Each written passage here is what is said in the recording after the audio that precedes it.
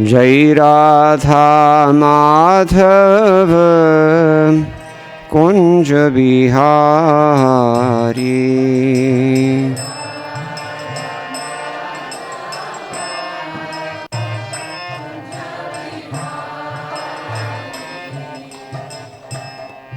राधा माधव कुंज बिहारी।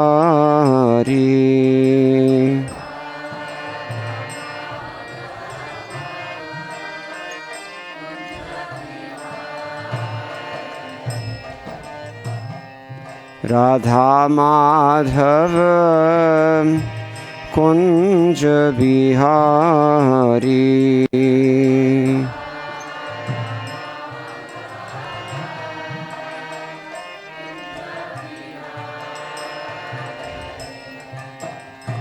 राधा माधव कुंज बिहारी।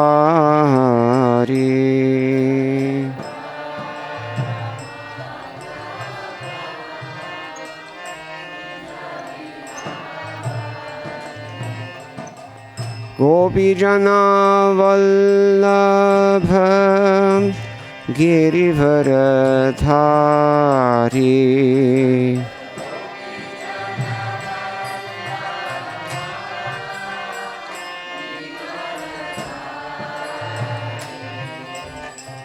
गोपीजना वल्लभ गिरिवरधारी।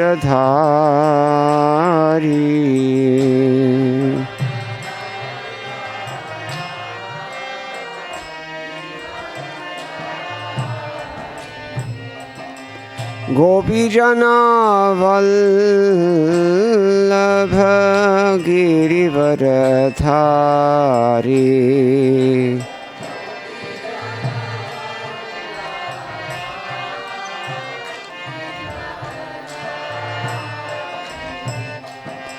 गोपीजना वल्लभ गिरिवरधारी।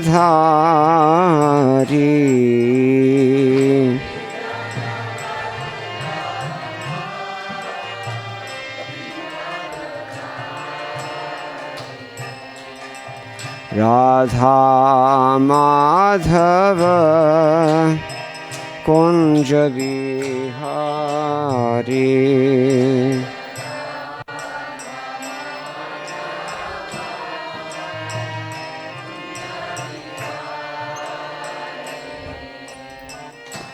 राधा माधव कुंज बिहारी।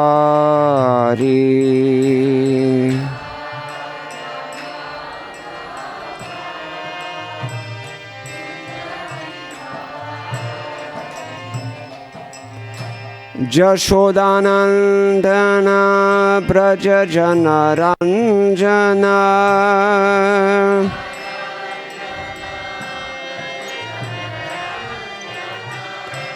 जशोदानंदन ब्रज जन रंजन।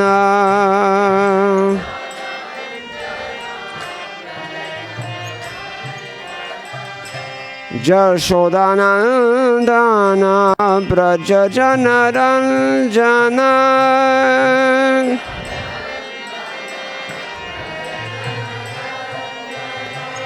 जशोदानंदन ब्रज जन रंजन।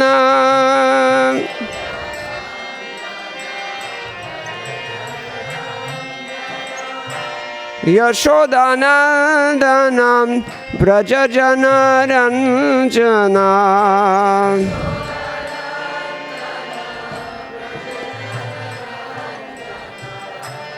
जशोदानंदन ब्रज जन Ranjan.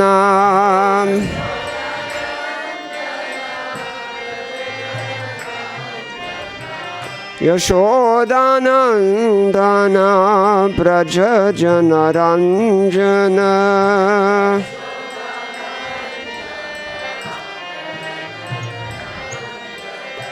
Yashodanandana Brajajanaranjana Jamunatira Vanachari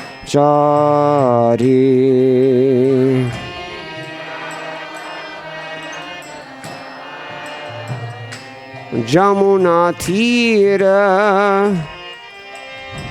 Vanachari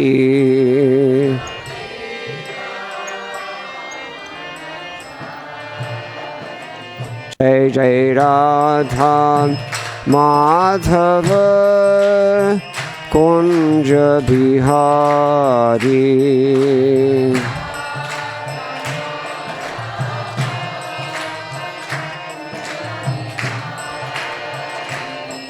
Jai Radha Madhava Kunja Bihari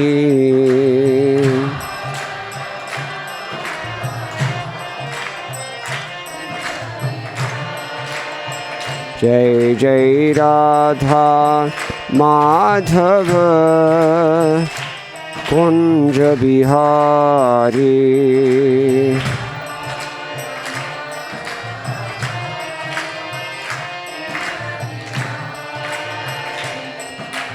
Gopi Jana Vallabha Girivardhari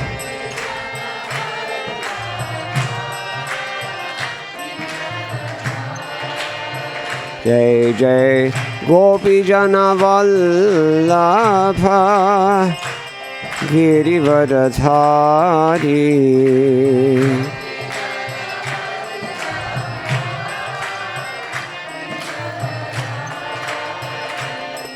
Jashodanandana Brajajanaranjana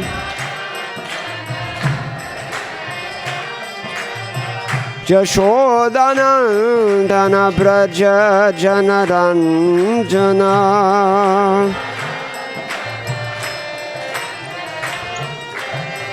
Jashodanandana Brajajanaranjana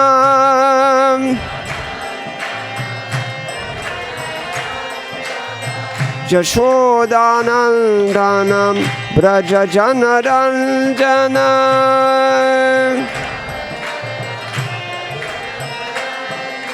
Jashodanandana Brajajanaranjana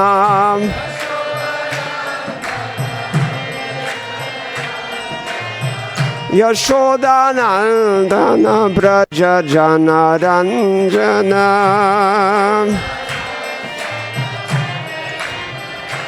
Jamunatira Vanachari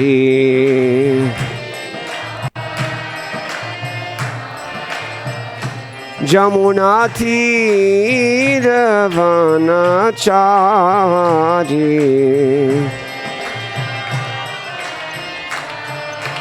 Jai Jai Radha Madhava Kunja Bihari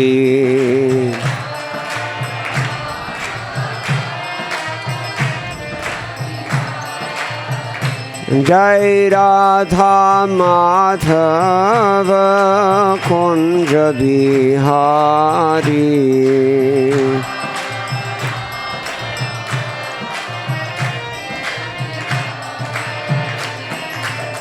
Radha Madhava Kunja Bihari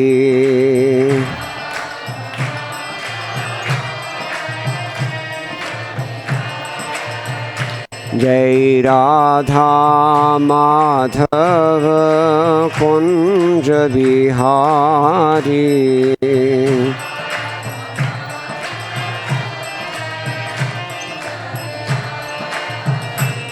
Jaya Gopi Jana Vallabha Girivardhari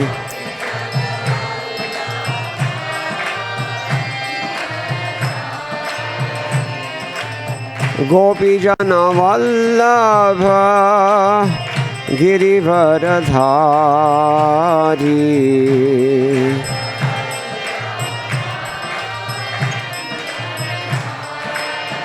जय जय राधा माधव कुंज बिहारी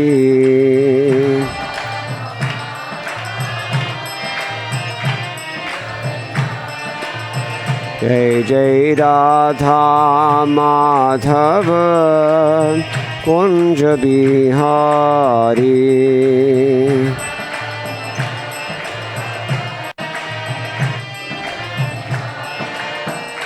जय यशोदानंदन ब्रज जन रंजन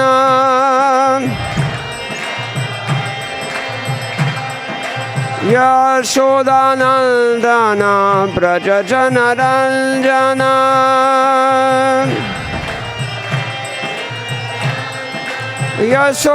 यशोदानंदन ब्रज जन रंजन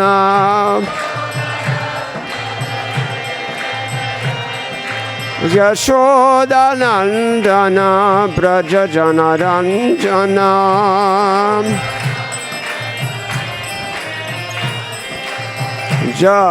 यशोदानंदन ब्रज जन रंजन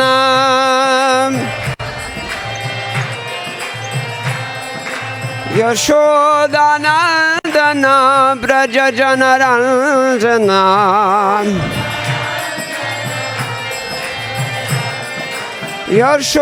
यशोदानंदन ब्रज जन रंजन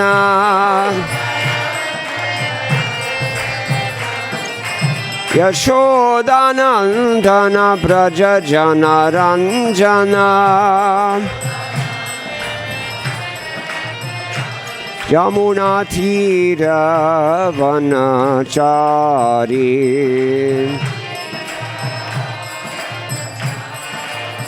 यमुना तीर वनचारी जय जय राधा माधव कुंज बिहारी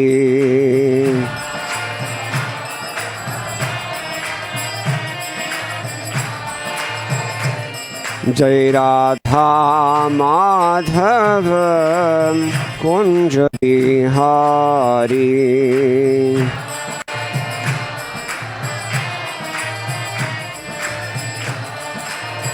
जय जय राधा माधव कुंज बिहारी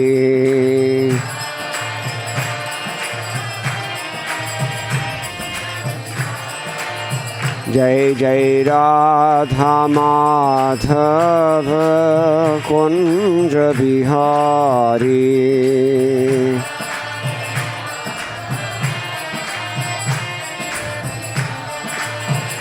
जय राधा माधव कुंज बिहारी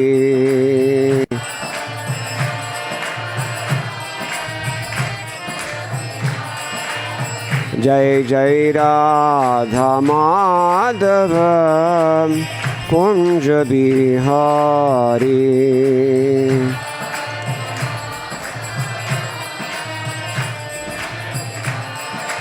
जय जय Radha Madhav Kunj Bihari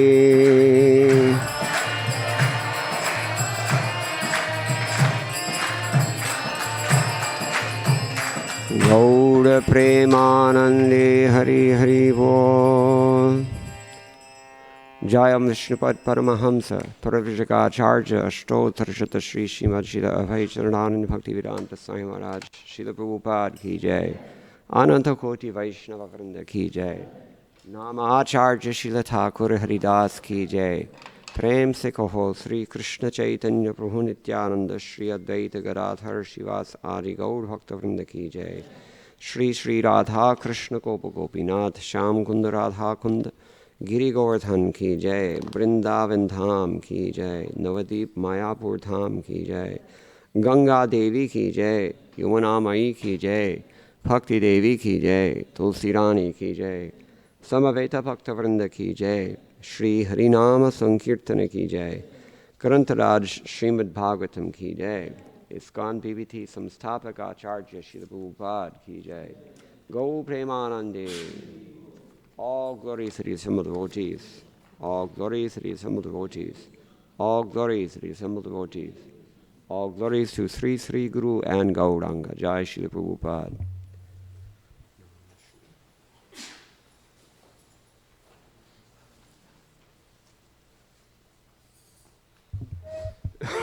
Hare Krishna. Thank you everyone for coming and for giving me an opportunity to say something about Krishna consciousness. I'm sorry my voice is not in proper order, especially since last night.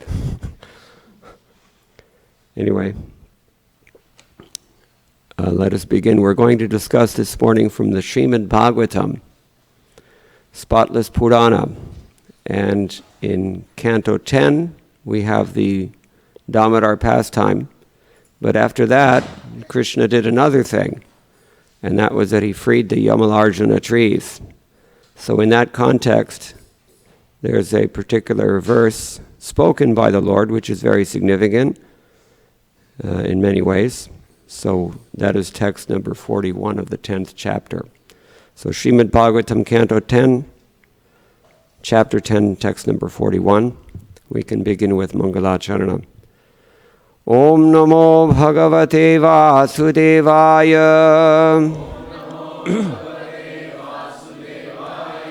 Om Namo Bhagavate Vasudevaya. Om Namo Bhagavate Vasudevaya. Narayanam Namaskritya Naram Chaiva Narottamam Devim Saraswatim Vyasam Tato Jayamudirayet Nashta Prayeshu Bhadreshu Nityam Bhagavata Sevaya Bhagavati Uttama Shloke Bhaktir Bhavati Naishtiki Krishne Swadhamo Pagate Dharmajnanadibhisaha Kalau Nashtadrishamesha Puranarko Dhunoditaha Sadhunam Samachittanam Sutaram Mat Krita Atmanam Darshanat Na O Bhavet Bandha Pungsah Akshnoho Savituho Yatha Sadhunam Samachittanam Sutaram Matkritatmanam Darshanan no Bhavet Bandha Pungsokshno Savituryatha Sadhunam Samachittanam Sutaram Matkritatmanam Darshanan no Bhavet Bandha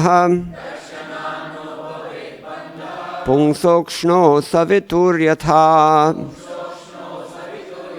Sadhunam Samachittanam Sutaram Matkritatmanam Darshanan no Bhavet Bandha Pungsokshno Savituryatha.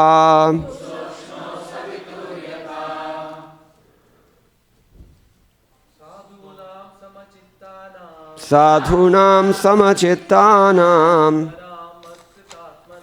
Sutaram Matkritatmanam Darshanano Bhaved Bandha Pumshakshno Savituryataha Pungsokshno Savituryatha Sadhunam Samachittanam Sutaram Matkritatmanam Sutaram Matkritatmanam Darshanano Bhaved Bandha Darshanano Bhaved Bandha Pumshakshno Savituryata Pungsokshno Savituryatha Sadhunam Samachittanam Sutaram Matkritatmanam Darshanam no bhaved bandha Darshanan no Bhaved Bandha Pumshokshno savituryatha Pungsokshno Savituryatha Sadhunam samasittanam Sutaram matkritatmanam Darshanana no bhaved bandha Pumshoshno savituryatha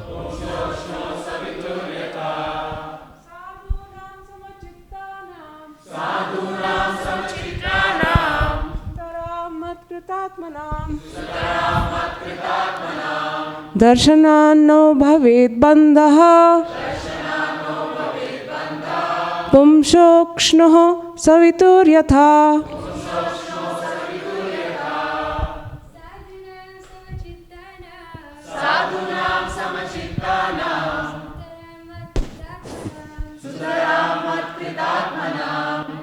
No bhaved bandha Pumshokshno savituryata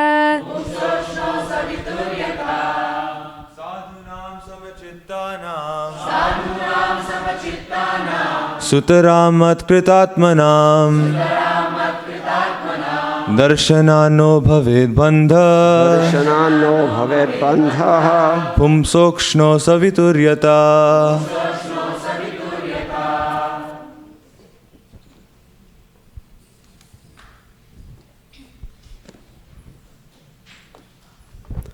Sadhunam of devotees, Samachittanam who are equally disposed toward everyone, Sutaram excessively, completely, Matkrita Atmanam of persons who are fully surrendered, determined to render service unto me. Darshanat, simply by the audience. No bhaved bandha, freedom from all material bondage.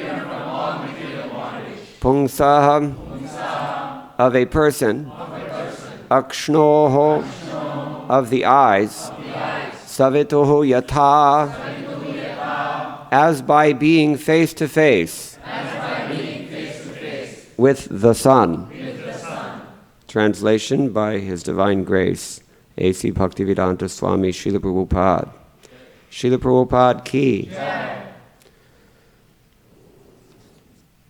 When one is face to face with the sun, there is no longer darkness for one's eyes. Similarly, when one is face to face with a sadhu, a devotee who is fully determined and surrendered to the Supreme Personality of Godhead, one will no longer be subject to material bondage. Please repeat. When one is face to face with the sun, there is no longer darkness for one's eyes. Similarly, when one is face to face with a sadhu, a devotee, who is fully determined and surrendered to the Supreme Personality of Godhead, one will no longer be subject to material bondage. Purport by Srila Prabhupada. As stated by Chaitanya Mahaprabhu in Chaitanya Charitamrita Madhya Lila, chapter 22, text 54, Sadhu Sanga Sarva Shastri Koi, Lava Matra Sadhu Sanga Sarva Siddhi Hoy. If by chance one meets a sadhu, a devotee, one's life is immediately successful, and one is freed from material bondage. It may be argued that whereas someone may receive a sadhu with great respect, someone else may not receive a sadhu with such respect. A sadhu, however, is always equipoised toward everyone. Because of being a pure devotee, a sadhu is always ready to deliver Krishna consciousness without discrimination. As soon as one sees a sadhu, one naturally becomes free. Nonetheless, persons who are too much offensive, who commit Vaishnava aparadhas, or offenses to a sadhu, will have to take some time before being rectified. This is also indicated herein.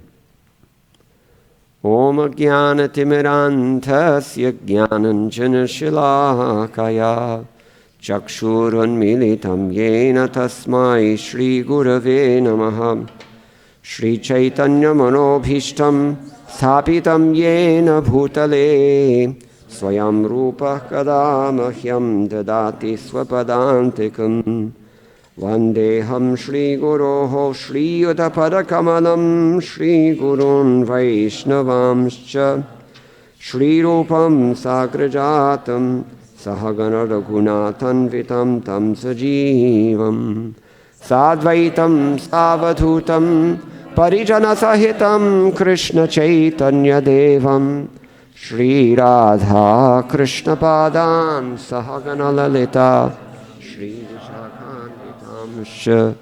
He Krishna Karuna Sindho Dinabandho Jagatpate Gopesh Gopika Kanta Radha Kanta Namostute Tapta Kanchana Gaurangi Radhe Vrindavaneshwari Vrishabhanu Sute Devi Pranamami Hare Priye Vansha Kalpatarubhyascha Kripa Sindhubhya Evacha Patitanam Pavanebhyo Vaishnavebhyo Namo Namaha Jaya Shri Krishna Chaitanya Prabhu Nityananda Shri Advaita Gadadhara Shri Vasadi Gaur Bhakta Vrinda Hare Krishna Krishna Krishna Hare Hare Hare Rama Rama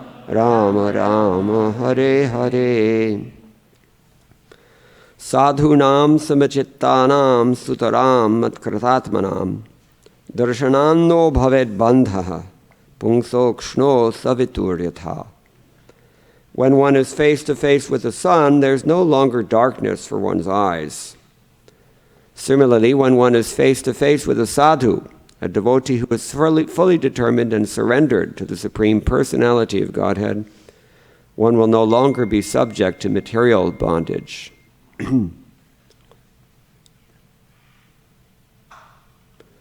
This topic was initiated way back in chapter 7, text number 1 and 2, when King Parikshit said, "My Lord, Shukdev Goswami, all the various activities exhibited by the incarnations of the Supreme Personality of Godhead are certainly pleasing to the ear and to the mind. Simply by one's hearing of these activities, the dirty things in one's mind immediately vanish. Generally, we are reluctant to hear about the activities of the Lord, but Krishna's childhood activities are so attractive that they are automatically pleasing to the mind and ear. Thus, one's attachment for hearing about material things, which is the root cause of material existence, vanishes. and one gradually develops devotional service to the Supreme Lord, attachment for Him, and friendship with devotees who give us the contribution of Krishna consciousness. If you think it fit, kindly speak about those activities of the Lord. Srila Prabhupada explains in his purport therein,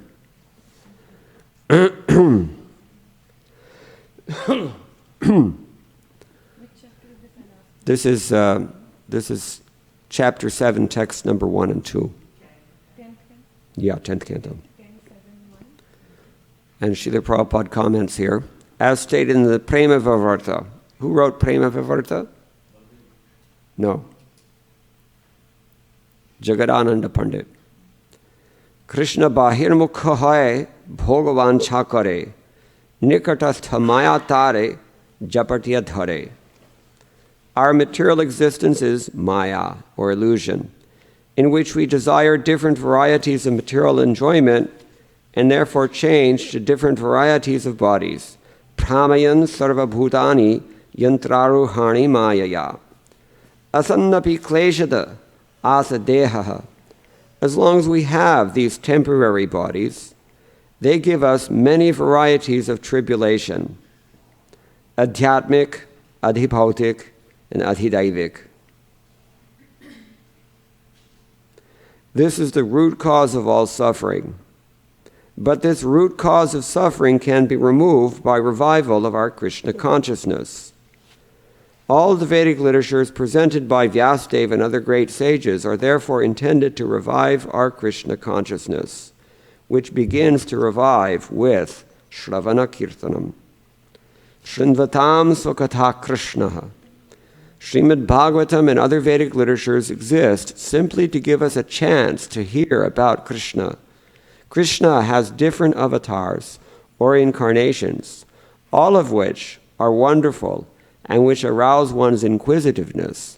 But generally such avatars as Matsya, Kurma, and Varaha are not as attractive as Krishna. First of all, however, we have no attraction for hearing about Krishna, and this is the root cause of our suffering. But Parikshit Maharaj specifically mentions that the wonderful activities of baby Krishna, which amazed Mother Yashoda and the other inhabitants of Vraja, are especially attractive. From the very beginning of his childhood, Krishna killed Putana, Trinavarta, and Shakatasura, and showed the entire universe within his mouth. Thus the pastimes of Krishna, one after another, kept Mother Yashoda and all the inhabitants of Braja in great astonishment. The process to revive one's Krishna consciousness is Adau Shraddha Tataha Sadhu Sanga. The pastimes of Krishna can be properly received from devotees. If one has developed a little bit of Krishna consciousness by hearing from Vaishnavas about the activities of Krishna, one becomes attached to Vaishnavas who are interested only in Krishna consciousness. Therefore, Parikshit Maharaj recommends that one hear about Krishna's childhood activities, which are more attractive than the activities of other incarnations, such as Matsya, Kurma, and Varaha. Wanting to hear more and more from Shukdev Goswami, Maharaj Parikshit requested him to continue describing Krishna's childhood activities, which are especially easy to hear and which create more and more inquisitiveness.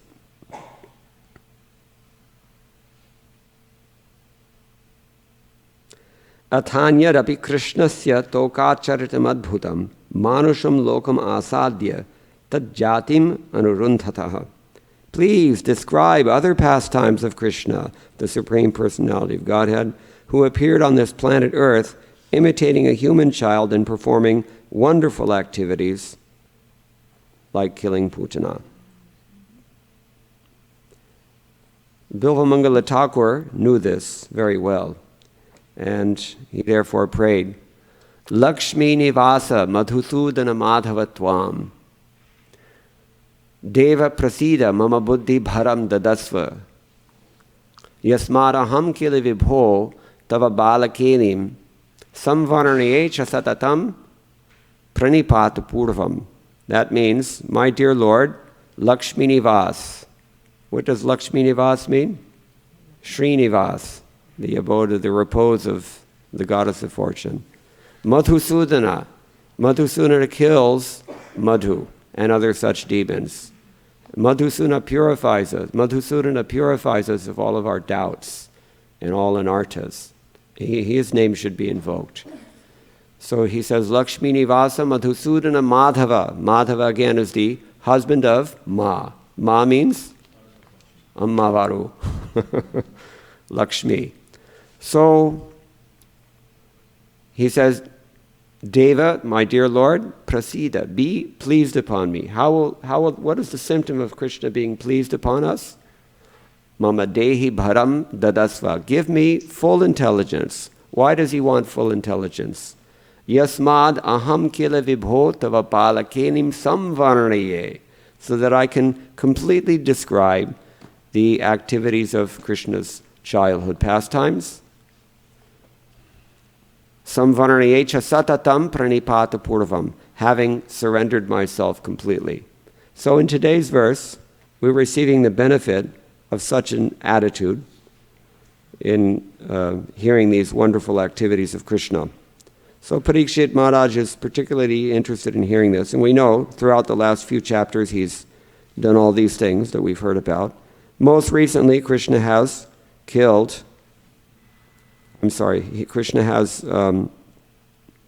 delivered the sons of Kuvera, Nala Kuvera and Manigriva. So they went through so many things. They were the sons of Kuvera, demigods, minor demigods, but Krishna decided to deliver them. Why? Only because of that. Only because of Narada Muni. Krishna says this. Actually, it's described in text 18 of this chapter. Sadhunam samachittanam. Does that sound familiar? Sadhunam samachittanam mukunda charanaishinam upekshyai kim dhanastambhair asadbhir asad ashriyehi. Who's speaking this one? Sorry, page not found. This is same 10th chapter. This is Narada Muni speaking. So saintly persons or sadhus think of Krishna 24 hours a day. They have no other interest. Why should people neglect the association of such exalted spiritual personalities and try to associate with materialists, taking shelter of non-devotees, most of whom are rich?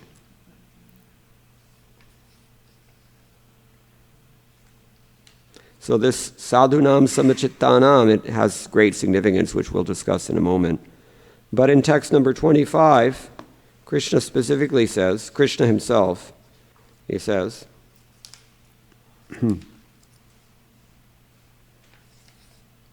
although these two young men are the sons of the very rich Kuvera, and I have nothing to do with them, Devarshi Narad is my very dear and affectionate devotee. Therefore, because he wanted me to come face to face with them, I must do so for their deliverance. Only because of Narada Muni. Here Shukadeva Goswami has told us, the Supreme Personality of Godhead, Sri Krishna, to fulfill the truthfulness of the words of the greatest devotee Narad, slowly went to the spot where the twin Arjun trees were standing. Now keep in mind, this is still when Krishna is bound to the mortar. So how does he do this? The whole point of binding him to the mortar is that he can't go anywhere. So how's he doing this?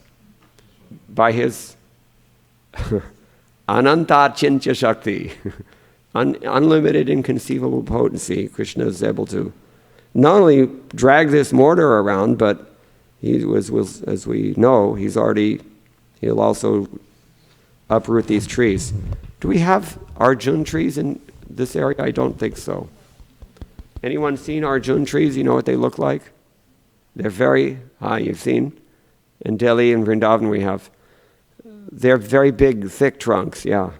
It's really hard, even if you use a chainsaw to uproot this thing. And Krishna therefore chose those trees.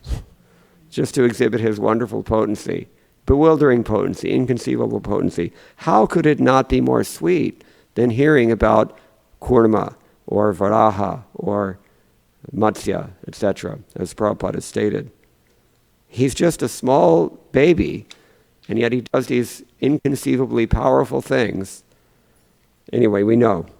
When Nanda Maharaj finally appeared on the scene, he was shocked to see that these trees were completely uprooted. Krishna was still tied to the mortar, and he asked, the only people who were there when he came were whom? Small children. Not just children, small children. And he asked them what happened, and they told him very faithfully, very truthfully, they told him, Krishna, he dragged the pillar over here, and he knocked down these two trees, and then two golden men came out of the trees. And then they started talking to Krishna. This is what they perceived. These are the wonderful activities of Yogamaya. Krishna bewilders everyone through his bewitching, wonderful activities. Okay, so this has been stated, and Krishna is also, he's described as Sarva Kshetra Vikaravit. Sarva Kshetra Vikaravit. What does it mean? Sarva, all, Kshetra, bodies. Vikara, transformation, Vit. He knows. He's aware of everything that we go through. He's aware of everything that we've been through. He's aware of everything that we will go through. He knows everything. And this personality of Godhead understood everything completely about the sons of Kuvera, Mani, Griva, Nala, Kuvera. And still he said, I have nothing to do with these men. He actually he has everything to do with them. We cannot escape Krishna under any circumstance. So what does he mean when he says this? He's trying to emphasize the fact that you have to have a sponsor for your soul. You have to be represented.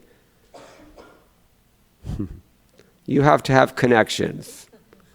Actually, it works in this way in this world as well. Everybody knows, although we talk about so many things. But this is really what it's all about. So you have to have mercy from someone, then you get somewhere. This is the absolute universal principle. So Krishna wants to emphasize this. Therefore, he points this out. Now, in text number 39, Srila Prabhupada is relishing this, you can see in his commentary.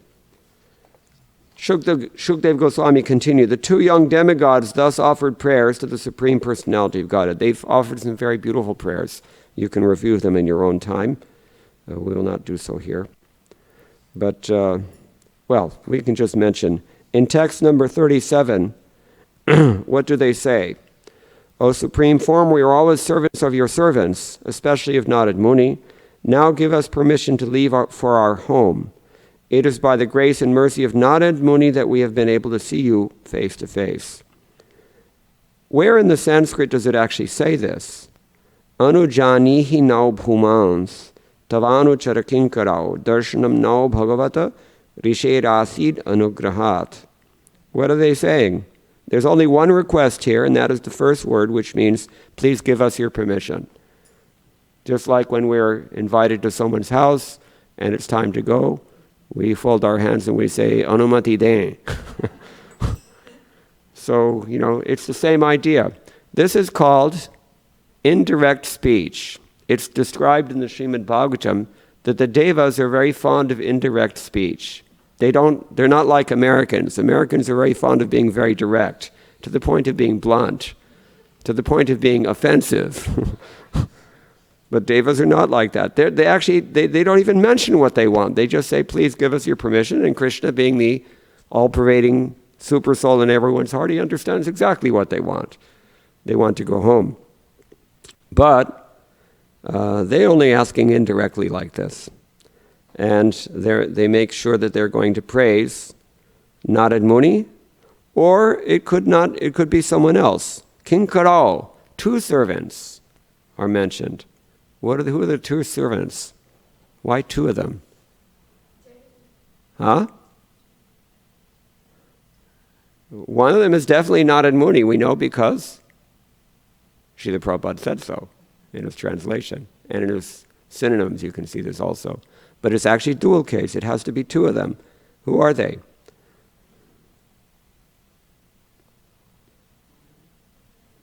I think it's Vishwanath Chakravarti Thakur, or someone says, it may be either, this is Sridhar Swami says this, Anucharao Kubero Naradova Tasya Kinkarao. Either it's Kuvera, their father, he's also indirectly a servant of Krishna, or it's Narad. Who does Srila Prabhupada prefer? Yes, because Krishna's already said, I have nothing to do with these people. Actually, Narad Muni is the only one. But just to be polite, they're both mentioned. So they've offered some very nice prayers, and then it's time for them to go. Now, Shishuka Uvacha, Ittam Sankirtitastabhyam Bhagavan Gokuleshwaraha Damnat Cholukhale Baddhaha Prahasan Aha Guhyakao. Shukdev Goswami continued, these two young demigods thus offered prayers to the Supreme Personality of Godhead, although Sri Krishna, the Supreme Godhead, is the master of all and was certainly Gokuleshwara, the master of Gokula. He was bound to the wood and mortar by the ropes of the gopis, and therefore, smiling widely, he spoke to the sons of Kuvera the following words. Purport, Krishna was smiling because he was thinking to himself, these two young demigods fell from the higher planetary system to this planet, and I've delivered them from the bondage of standing for a long time as trees. But as for me, I am bound by the ropes of the gopis and am subject to their chastisements. In other words, Krishna submits to being chastised and bound by the gopis because of the pure love and affection worthy of being praised by a devotee in so many ways. Isn't that beautiful? Let me read it again. Krishna submits to being chastised and bound by the gopis because of pure love and affection worthy of being praised by a devotee in so many ways. Actually, the many ways are all the many things that are stated in the Srimad Bhagavatam. Bhagavatam is full of this Krishna prema only, and especially the love of the gopis.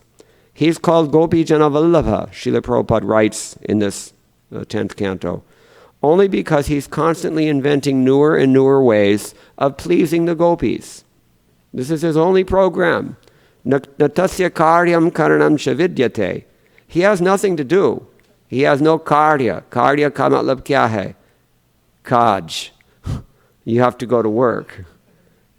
Where do you work? Think about your work. That's called karya. You have to do it. But Krishna doesn't have to do this. He has no bills to pay. He doesn't have to worry about whether to buy the electric Tesla or some other car. He doesn't pay insurance. He doesn't have to worry about divorce. There's no pollution in his place, at least not in Goloka. And there's certainly no HIV, and there's no carjacking, and there's none of this stuff. Office politics. Krishna doesn't have to deal with all this misery that we undergo in this material world. His pastimes are Ananda Chinmaya Rasa, transcendental bliss. So he's enjoying in this way as Bhagavan Gokuleshwara. He actually has nothing to do with these sons of Kuvera, but because of Narad Muni, he's decided that he's going to give them a great benediction, and they got such a benediction. Sanatana Goswami, commenting on today's verse, he says very nicely, Etar anugraha karanam. Here we see the cause of this mercy. This is Vamshidhara Acharya. Sanatana Goswami says, Sadhanamiti tayar vyakhyātam eva tatra purvayo yathayatam yat kinchit bandhana haritvam sutaramityanena vyanjitam yadva sadhunamiti kripalutayam samachittanam. So these sadhus, their primary characteristic is that they are kripalu. Have we heard this before? Titikshavaha karunikaha. These are the symptoms of the sadhus. So this is the main thing. And what else? Apara samachittanam, Sanatana Goswami says, iti aparadhagrahane. means they are, here Srila Prabhupada writes in his purport. A sadhu is always equipoised toward everyone. Because of being a pure devotee, a sadhu is always ready to deliver Krishna consciousness without discrimination. What does that mean? A sadhu is always ready to deliver Krishna consciousness without discrimination. What does it mean? Without discrimination. To everyone. But he does discriminate. A preacher, we're talking about a preacher. The only one who delivers Krishna consciousness to everyone is the one who's preaching. But a preacher is necessarily a madhyam adhikari. And the madhyam adhikari has to do what? He has to discriminate. What does he discriminate? This person is envious. This person is innocent. This person is superior to me. This person is inferior to me in this way. So discrimination usually it's used in a negative sense in today's society. We live in a hyper-obsessed, we live in a society hyper-obsessed with pseudo-egalitarianism. And so discrimination is not very highly regarded virtue, but a devotee definitely has to discriminate. So therefore, what does it mean when he's indiscriminate in spreading Krishna consciousness? According to Sanatana Goswami, it means that he is ready to give Krishna consciousness even to a person who has committed some offense. Did the sons of Kuvera commit some offense? Yes, very offensive. Very offensive. And still, as one other acharya points out here, Kripati Rekat, he's commenting off of Sridhar Swami. Sridhar Swami says the word sutaram. We have the text again. 41. Sridhar Swami tells us, text 41. Sutaram. The word sutaram, Srila Prabhupada translates it as excessively or completely. Really full. This sutaram means they're completely. What are they? Completely, you can say, mat kritatmanam, they're completely surrendered to Krishna. But Sanatana Goswami says, or another acharya says, kripati rekat. Well, first of all, Sridhar Swami says, tesham kripati rekat sutaram ityuktam. The word sutaram is used because these devotees, what kind of devotees? The Matkritatmana devotees. They are hyper-merciful, you can say. Atireka means really so much, merciful. And this is their natural characteristic. They're very kind. They not only are giving these two sons of Kuvera eyesight, but, he says, such sadhus not only open your eyes just by seeing them, they don't only give you liberation just by allowing you to see them, although that's quite enough, isn't it? Just by seeing a devotee, you get liberation, freedom from bondage of some sort, or freedom from darkness. It's interpreted in different ways. But in addition to that, they're also giving you, by their mercy, this process of hearing and chanting and seeing Krishna directly. This is what they did.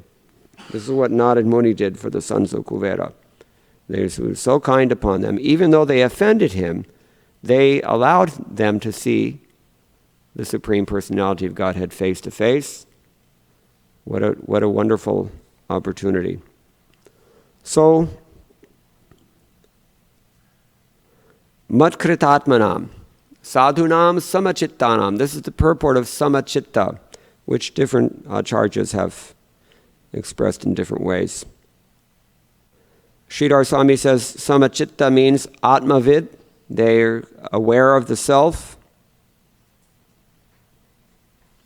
Others have different Sadhunamiti kripalutayam samachittanam. They're samachitta because of their great mercy. This is another way it's stated. So like this. Jiva Goswami says, samachittanamiti aparadhakrahane. They are equal-minded. Samachitta actually means equal-minded in the sense of not accepting offenses. Aparadha agrahane. They don't consider offenses. So this is the great mercy of the devotees.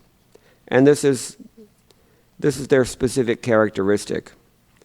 So such devotees, sutaram matkritatmanam, they're completely surrendered to Krishna. Prabhupada says determined and surrendered to Krishna.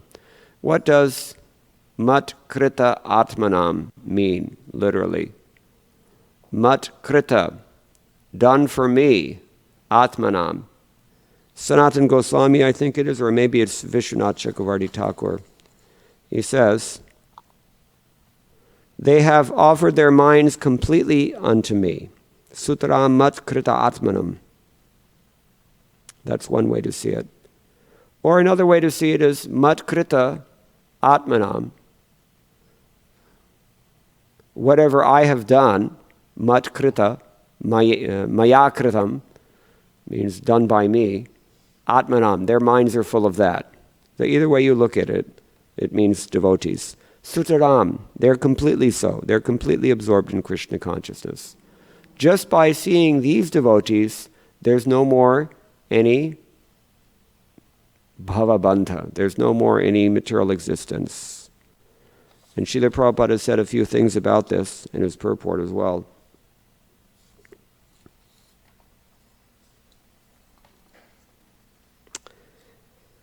He first of all quotes Sri Chaitanya Charitamrita, as he so often does.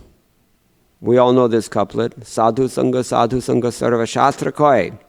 In all the Shastras we hear Sadhu Sanga. What do we hear? And how many times?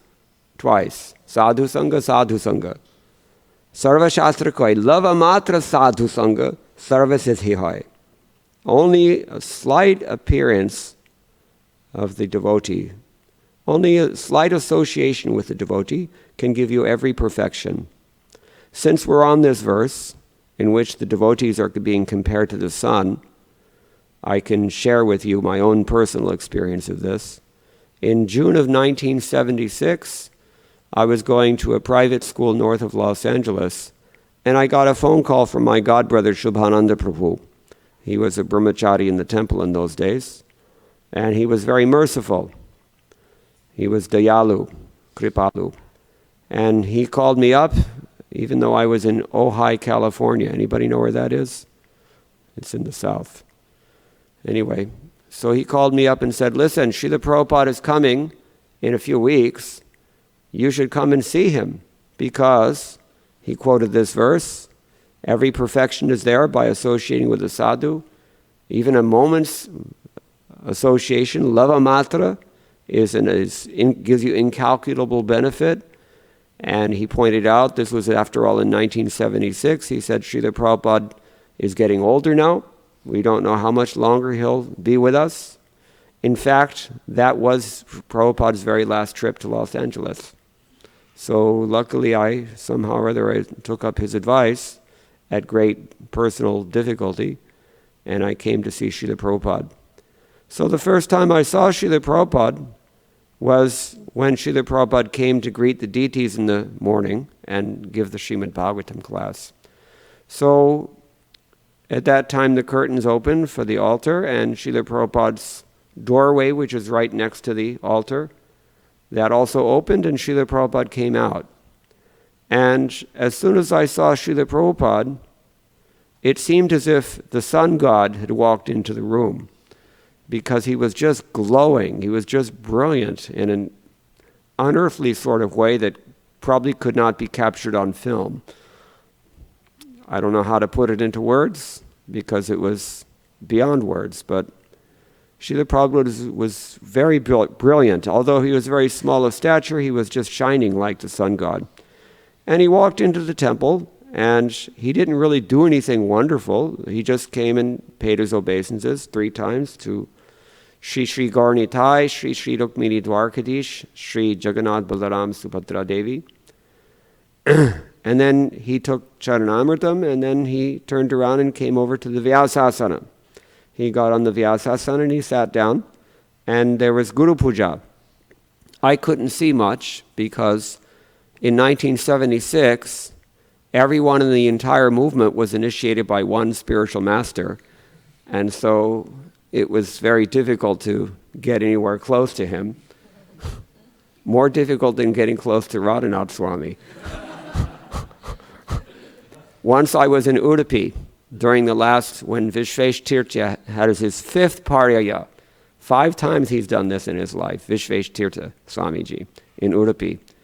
And so we attended that ceremony, and Radhanath Swami was also there, but it was secret. And because no one knew that Radhanath Swami was there, I was taken to the house where he was staying, and when I got there, I found out that there were already hundreds of people around the house, milling around, hoping to get some sort of... if that's what happens when it's secret, just try to imagine when it's advertised. So nobody could get very close to Srila Prabhupada, and especially in those days I was just a kid, and I was living outside also. I wasn't even a member of the temple. So it was difficult, but I could get a peek from time to time through the crowd. When everyone sat down, it was easier, and then Srila Prabhupada started to sing this song, Jai Radha Madhava. And that I knew the words to the song because I had read Srila Prabhupada's books. I was familiar with many things. But I was still so stunned by Srila Prabhupada's whole visage, demeanor, that I could not remember the words to the song he was singing. And then unfortunately, because I'm so dull and covered, during the lecture also, I was not able to understand very much of what he said because of his heavy Bengali accent. You know, in Sanskrit we say Jayadeva. Hindi it's easy, Jaydev. And once it gets to Bengali, it becomes Joydev. Just like Vyasa becomes Bash. Bashdev. They say that if you speak Hindi with a mouthful of rasgulla, that is Bengali.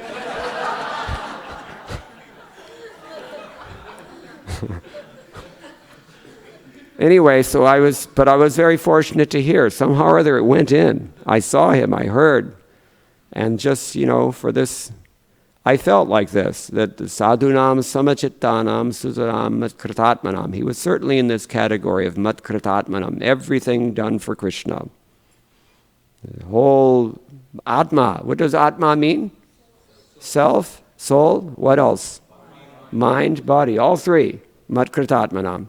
All given, all done for Krishna, everything, sab kuch. So, this was Prabhupada. Darshanan no bhaved bandha. Just by seeing, there will be no bondage. And here Sanatana Goswami, I think, one of them says, he's glossing the word bandha as tamaha, darkness. So Srila Prabhupada, I only figured it out later because I really couldn't understand very much of what he was saying. He was talking about, from the 6th canto, about these 13 witnesses who see everything that we do. What are they? 13 witnesses. They see everything that even when we think we're being private. I mean, nowadays there's no privacy anymore anyway, but even when we think we're private, there's so many security cams everywhere, and you never really know. You all know these things. Anyway, so he was talking about that from Ajamilopakyan in the 6th canto of the Srimad Bhagavatam. But this is the thing that strikes me about this verse, is I always think of Srila Prabhupada. Well, he's glowing like the sun, and Pumsokshno Savituryatha. As you can see, when the sun rises, even before the sun rises, you can begin to see things. But once the sun has risen, everything is very clear. And in the same way, even if you come have a chance meeting, Prabhupada uses this term in his first sentence, if by chance one meets a sadhu, his life is immediately successful and one is freed from material bondage just by seeing him. So, if this is what happens just by seeing a devotee, then what happens by serving a devotee, hearing from that devotee, associating with that devotee regularly? We've been studying this topic in the last several days, the topic of the importance of association with devotees as it relates to hearing and as it relates to faith. Just by a chance encounter with a sadhu, one's faith will be nourished. And one's, just by hearing, just by rendering some service to a sadhu, one gets a great taste for hearing. What does this person have to say? This is the great power, Shuddhanti tasmai prabhavishnave nama, of the devotees of the Lord.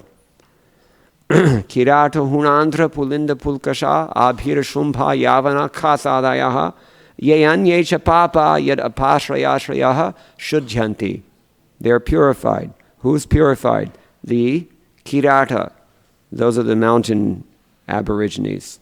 And the Huns, those are the Central Asians.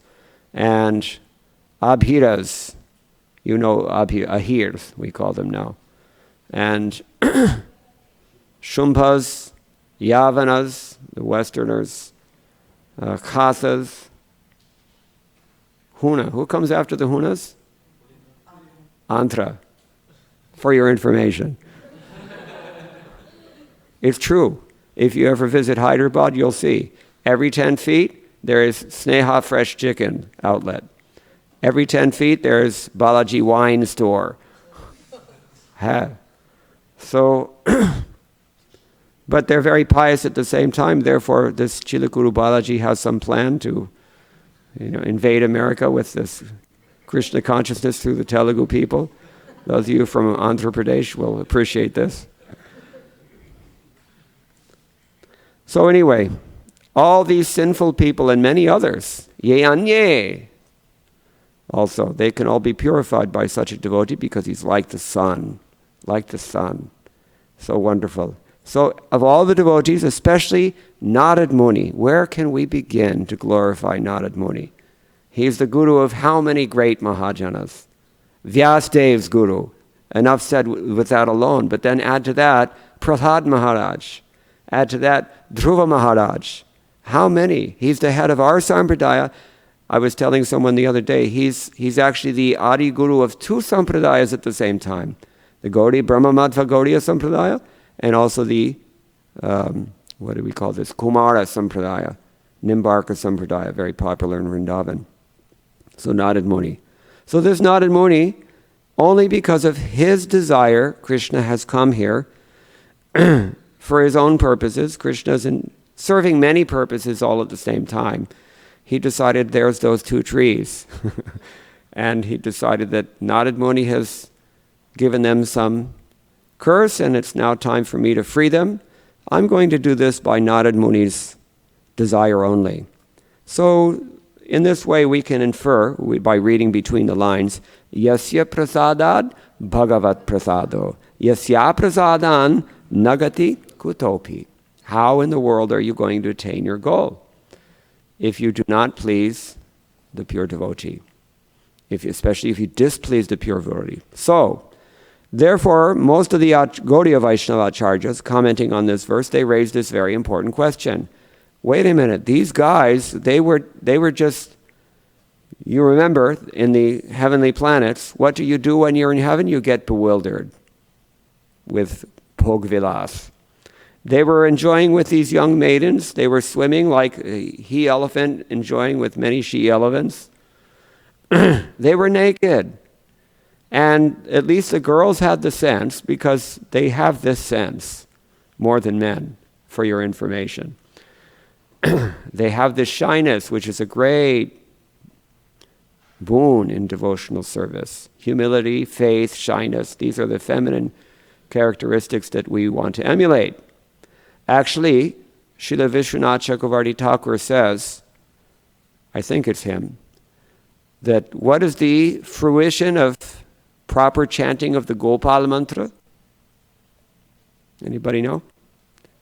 many things happen, but one of the things that happen, you will take a female birth in Vrindavan. Female birth in Vrindavan. That is what we're aspiring after. Big, powerful, so-called smart men with their big, powerful egos and no shyness. So the girls, they had the sense to put some clothes on and try to, kshama kijiye. But these men were so bewildered and proud. Actually, the real thing is that they were proud. Pramada. Pramada means just completely overwhelmed with their ego and, okay, yeah, all right, we're the sons of Kuvera, we don't care. This is Purusha Abhiman. This thing has to be dismantled. And Hare Krishna Mahamantra will figure out ways to do that if we chant. He will reciprocate in so many ways in our lives, we will be smashed, if need be. There was one devotee, he said, somebody asked him, when can I see Krishna in Vrindavan? How do I see Krishna beneath a kadam tree surrounded by gopis, etc., in Vrindavan? And this devotee said, I should think that instead, that before you see Krishna hiding behind a bush in Vrindavan, you're going to have to realize him in the form of, that is described in the Mundaka Upanishad, as an upraised thunderbolt weapon ready to strike you dead. Because this is what happens. Many mystics and of all religious traditions, they've all confirmed you have to almost die in order to really become freed from this false ego and material entanglement that ensues as a result of false ego. So we have to, another analogy is given, we have to starve the mind like a tiger. If there's a tiger in a cage, if you keep feeding the tiger's going to remain powerful and dangerous. But if you stop feeding the tiger, then the tiger gradually becomes weak and weaker. And eventually you can step into the cage and he's just too tired to do anything about it. This is what we have to do with the mind. It's like killing the mind. So, anyway, the sadhus can do this for you. That's why we say that Jiva Goswami said, we heard the other day, you can worship devatas, you can perform vrats and homas and so many things. That will purify you after a long time. But just by coming into contact with a sadhu will purify you immediately. Sometimes in the form of sharp words, sometimes not. Here we see that Narad Muni, it seems that they were purified after a long time. Narad Muni saw fit to have them stand as trees. This is called penitent. The word penitentiary, what does penitentiary mean? A prison. But what does penitence mean? It means you have to think about what you've done. Repentance is the same root. You have to think about what you've done. And the idea is to have you sitting by yourself for a long time just thinking about what you've done. The lessons learned hardest are the lessons learned best. And therefore, in this prison of material existence, Durga it's called, Durgama Gacchati, iti Durga. This prison of material existence is a kind of penitentiary. And it's not so easy to get out. It should make us think, and it should make us value the opportunity to get out. If you have an opportunity to make a prison break, are you going to pass it up because you're attached to the comforts of your cell? So, anyway, Narad Muni has blessed these two men with not men, they're demigods. It's a different species, demigods.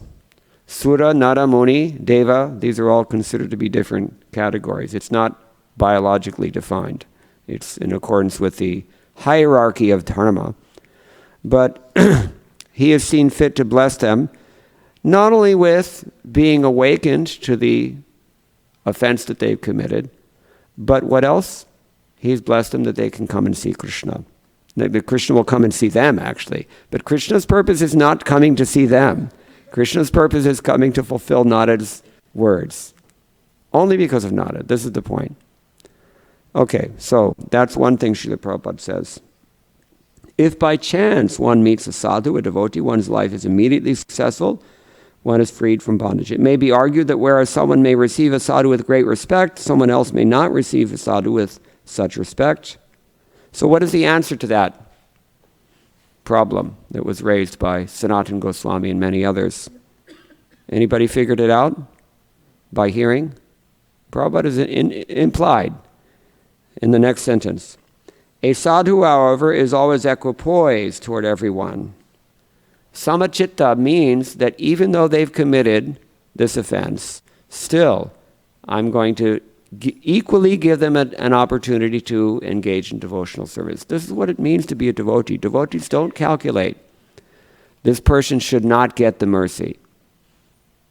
That the person may not be able to accept the mercy. That's another matter. We have to know that and be aware of it. And we also have to act accordingly. But we never stop trying to give the mercy to persons who are conditioned souls, even if they're offensive, even if they offend us personally, even if they offend Krishna. But how to deliver such persons, that is what it means as we described the other day. That is the austerity of knowledge. How to rack your brain to figure out how to get this person somehow or other involved in devotional service, engaged. Not necessarily intellectually. In the beginning, usually it's better not to engage people intellectually. They're not interested, and they can't accommodate it anyways. Just engage their senses. And what is the best way to engage the senses? Sevon mukhehi jihwadao. Just as Krishna consciousness begins with faith, the practical application of Krishna consciousness begins with the tongue. Give them something to eat, prasadam. We mentioned this the other day. So, this is at least what we can do. But even if they touch a book, even if they hear the holy name, like last night, people were curious. What do we hear? What is this? I'm told that it was a bigger crowd. I don't know, but I was in such pain I didn't notice. Anyway, mercy is meant to be distributed freely for everyone, and sadhu means samachitta. How can you be samachitta? You remember from Bhagavad Gita chapter 18, text 54, which we recited the other night and should be fresh in your minds? Yes, Brahmabhuta prasannatma, no shochiti na kangshiti. Yes. Samasarveshu bhuteshu. Does it sound a lot similar to this samachitta? So how do you become like that? First of all, understand you are not your body. Once you understand you are not your body, then you realize, okay, there's nothing to cry about or complain about. No one to blame. Na shochati. And na kangshati. All these things that I think I want, they're not that important at the time of death, are they? At the time of death, what can you take with you? What's important? Who cares what somebody said about you at the time of death? We get so bent out of shape by these things. How important are they really in the ultimate scope of things? What matters is how you have responded to the mercy of the devotees of the Supreme Personality of Godhead. How much have you awakened your relationship with Bhagavan? Where are you going? This is the thing. Kahan se aya, kahan jaayega. This is the idea. So,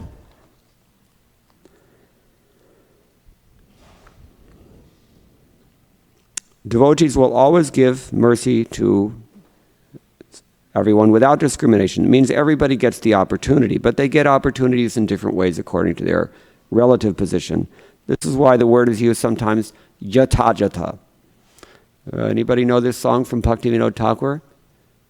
Shakale shaman korite shakti dehonata jata jata. What does it mean? I have to give respect to everybody, but I don't have to give the same respect to everybody. For the juniors, you touch their heads. They will touch your feet. First time I saw Sundar's daughter was at Sadhu Sanga retreat. First time I ever saw her, she was just a baby crawling on the ground. And she was with her mother, but she somehow or other crawled over to me. Sight unseen, she just grabbed both my feet and looked up at me with that Brajadevi smile that she gets. So, With juniors, we behave one way. With peers, we behave another way. With superior persons, we touch their feet. You see? It's not. When we see that Krishna, and if we read 10th canto very carefully, we'll see Krishna is coming to Dwarka. What does he do? He touches the feet of his superiors. He offers words of praise to the residents of Vrindavan. He gives blessings like this, different ways. So this is what it means to deliver Krishna consciousness without discrimination. As soon as one sees such a sadhu, such, tadrisha, what does it mean, such a sadhu? What kind of such are we talking about? Somebody who is samachitta and matkritatma, totally surrendered. The two adjectives are given here, Jiva Goswami points out. One of them is that this person is absolutely surrendered soul. His whole being is nothing but whatever Krishna has done. Just like he says, your mercy is all I'm made of, Bhaktivinoda Thakur, Tomar Karuna Sar. So here another way you can say Matkrita Atma means whatever they are is whatever Krishna has made them through his blessings, rather through the blessings of Narad Muni. So, as soon as one sees such a sadhu, one naturally becomes free. Naturally. Sanatana Goswami writes about this.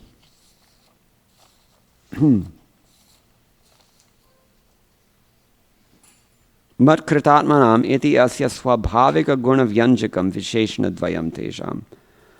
Tesham darshanarapi pungso jivamatrasya sutaram sangsara bandhano bhavet.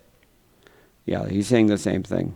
They have this natural qualification, this is indicated here, that they are merciful by nature. And because they're non-envious, because they are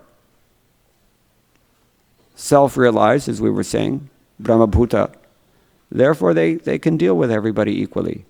Sama sarveshu bhuteshu. And what happens then? Madbhakta, what? Madbhaktim labhate param. Yes, this is the supreme bhakti. Okay, so Srila Prabhupada finishes. Nonetheless, persons who are too much offensive, who commit Vaishnava aparadhas, or offenses to a sadhu, will have to take some time before being rectified. This is also indicated herein. Not in the verse, by the acharyas commenting. Several of them have made this point. Just like an owl. The sun is shining bright in the sky right now, but an owl cannot see it. And Jiva Goswami in particular explains this, that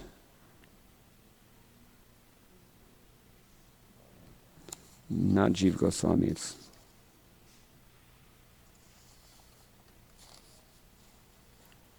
Vishwanath Chakravarti Thakur.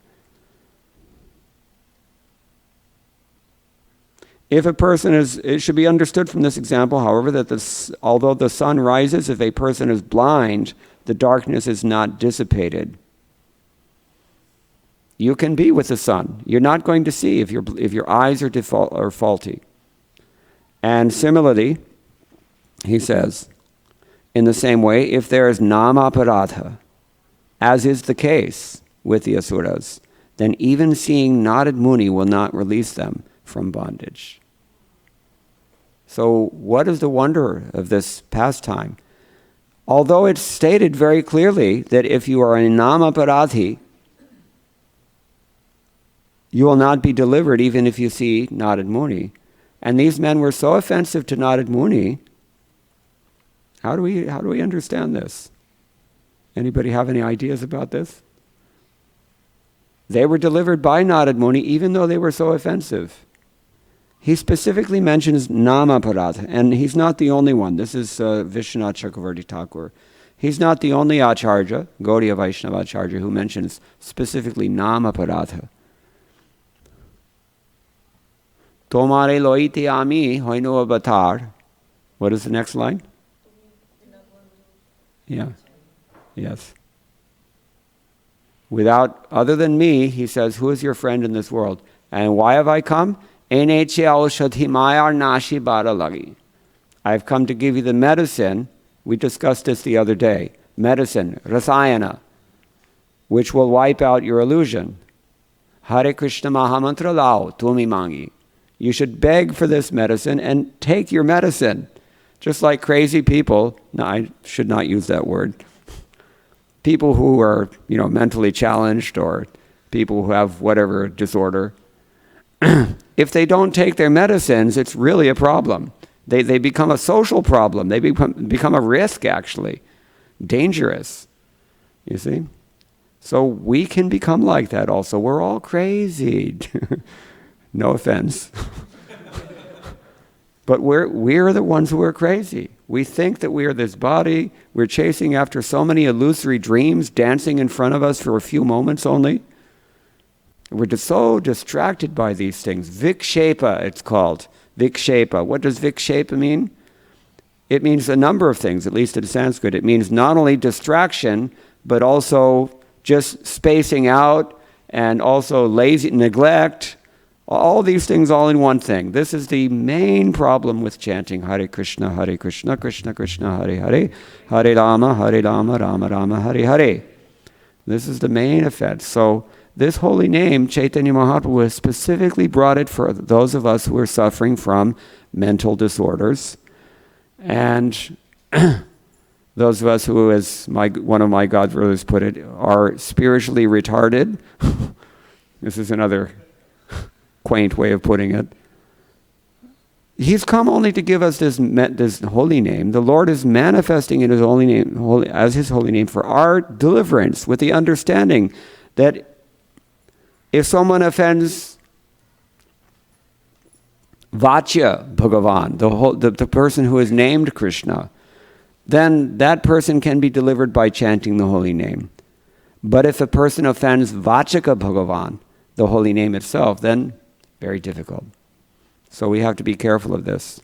There are 10 offenses. We know what they are. We'll hear them tomorrow.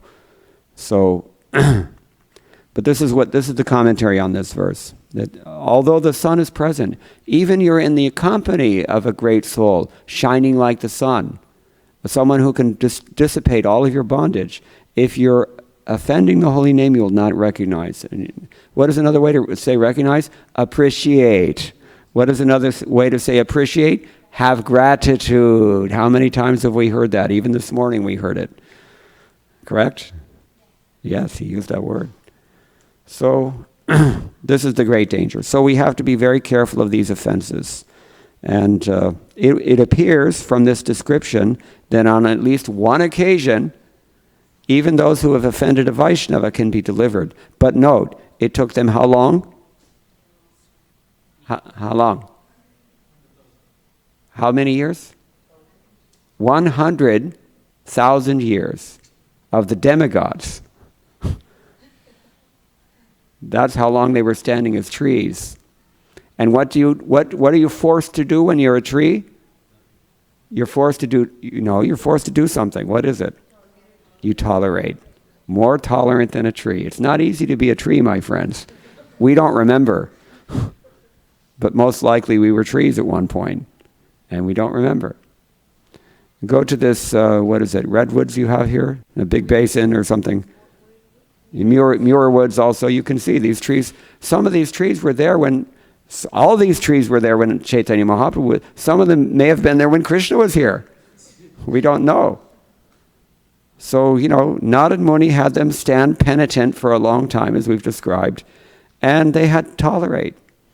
And, finally this little boy comes and he's pulling this mortar and he uproots them. That could not have been easy also. Can you imagine? If you're deeply rooted, somebody uproots all of your attachments. That's also not very comfortable. But what was the payoff? The special characteristic of Narad Muni, although they had to pay to some degree for their offenses, they saw Krishna. And what did they get from Krishna? Not clear to me. Whether they got pure devotional service or not, it kind of seems that way from what Prabhupada has commented here. Maybe somewhere elsewhere in this chapter's commentaries it may be, but the things that they're praying for, or Srila Prabhupada says, this is the process for understanding Krishna. What did they say? Vani gananu katane shravanau katayam hastau chakarnamasumanastavapadayornaha smrityam shirastavanavasta jagat praname drishti satam darashanestu bhavattu nunam. Henceforth, may all our words describe your pastimes, may our ears engage in oral reception of your glories. May our hands, legs, and other senses engage in actions pleasing to you, and may our minds always think of your lotus feet. Are you thinking of Krishna's lotus feet right now?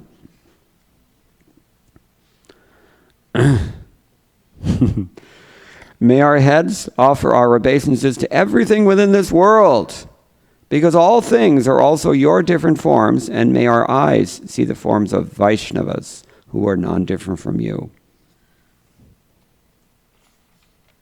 They have this Krishna consciousness in which they see Krishna everywhere, at least. It seems that's what they want. And Krishna was smiling. Why was he smiling? Here these two have just been freed. I'm still bound, and they're asking me for help. This is the irony. It said, Prabhupada said, Prahasan, he's smiling widely. Krishna was really amused by this. He knew everything. He knew everything. He was amused by this. Okay, so many ways this has already been discussed. The main thing here is that the gopis,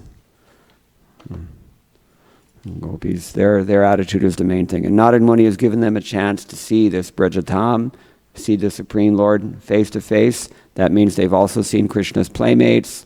Maybe they saw, we don't know. But they got this wonderful opportunity.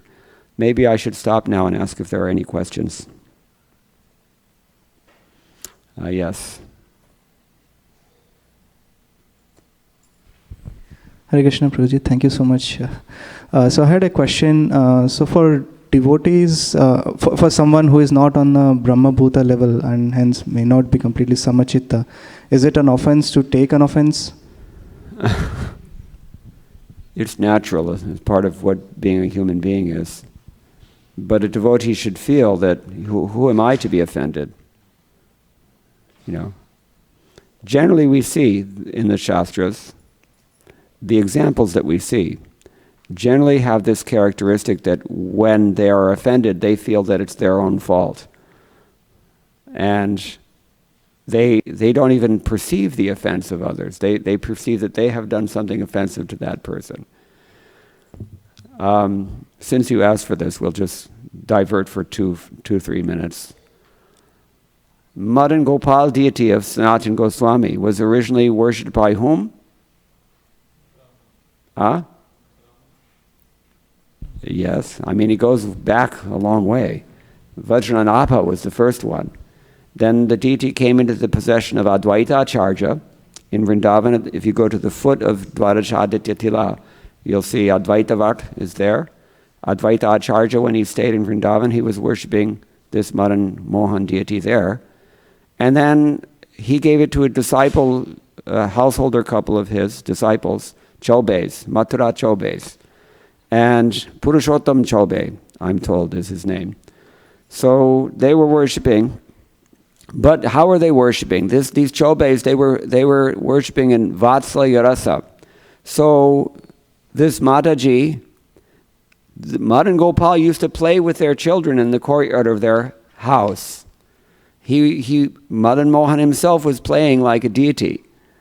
And the children also treated him as a friend, and he treated the children as friends, and he treated the Mathura Chobe couple as parents.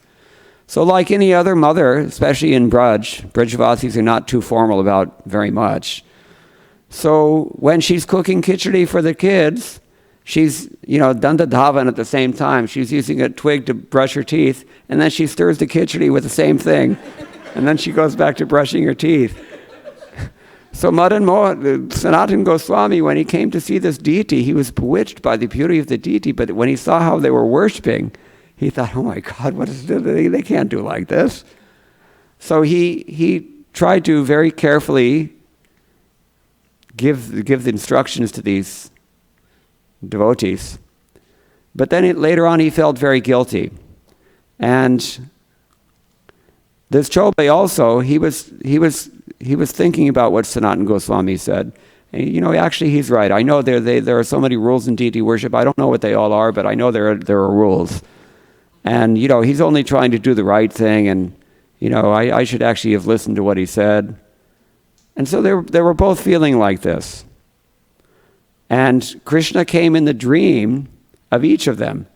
Krishna told Sanatana Goswami, look, these devotees are Vrajavasis, you can't instruct them. They're worshipping on a rag marg. They're not subject to these vidhis like you. They're superior people. You should go and apologize. You have committed an offense. So Sanatana Goswami, first thing in the morning, he set out for this Chaubei's house to apologize for his offense. Meanwhile, the Chaubei that night had a dream, and Madan Gopal came to him and said, look, he's Sanatana Goswami. He's authorized Brahmin. He's a disciple of Chaitanya Mahaprabhu. He's only trying to give you good instruction based on what the Shastra says. You have to follow this. This is, for a long time I've allowed you to worship me like this, but actually the proper thing, the good example to set for society, he should worship Vidhivatse. So this Brahmin also thought, yes, I've committed an offense. So he also set out from Vrindavan to see Sanatana Goswami. Halfway they both run into each other, and both of them pay obeisances at the same time. Both of them have the mentality that I've been an offender. And Krishna's causing this whole problem. Krishna's enjoying both sides of it. So he's a little dangerous. In Vrindavan, this is how it is. Nobody is sane. We're all crazy in this material world. If you become sober, then you realize Brahman. And if you become a devotee after that, then you go to Vaikuntha, and everything is very standard there. But if you go to Vrindavan, watch out. It's pure insanity. Everybody's crazy there. Crazy for Krishna. So, anyway, the idea is that devotees, they don't like to, they just, it's not within their nature to assume that they can be offended. This is the point. There's more that we can say about that, but is that okay? Okay, yes. Purple t-shirt.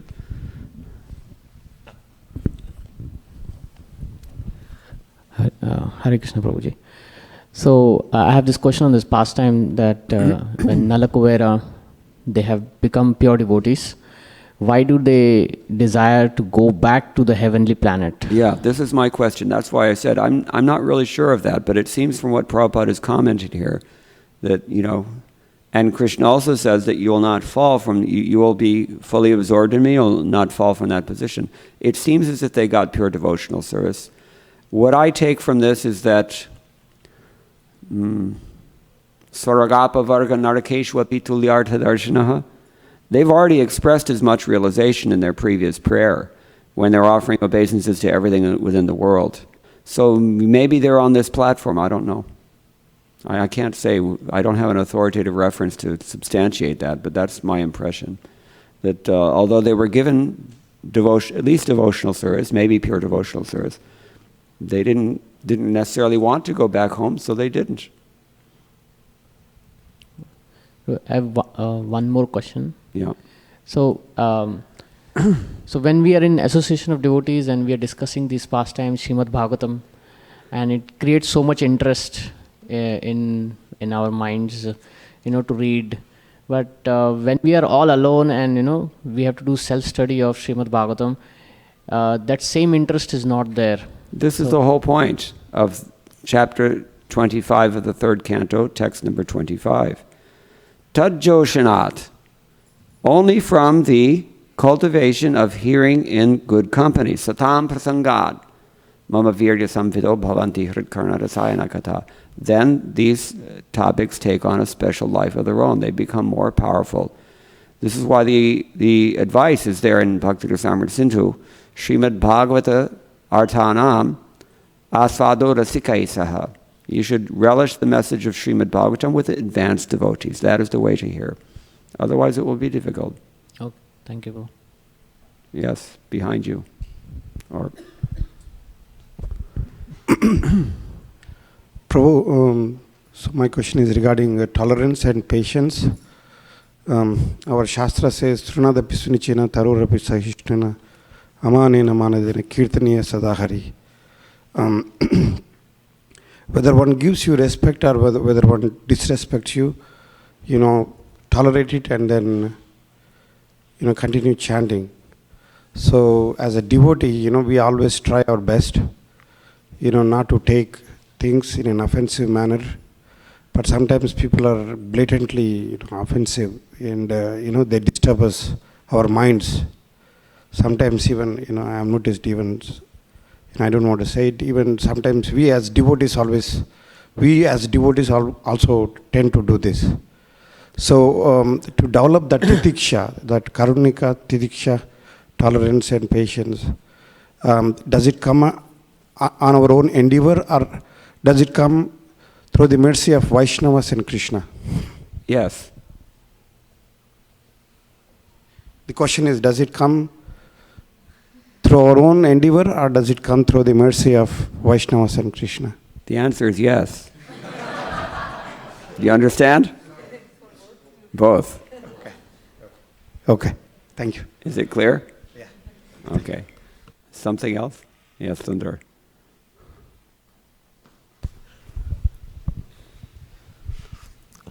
Prabhu, you talked about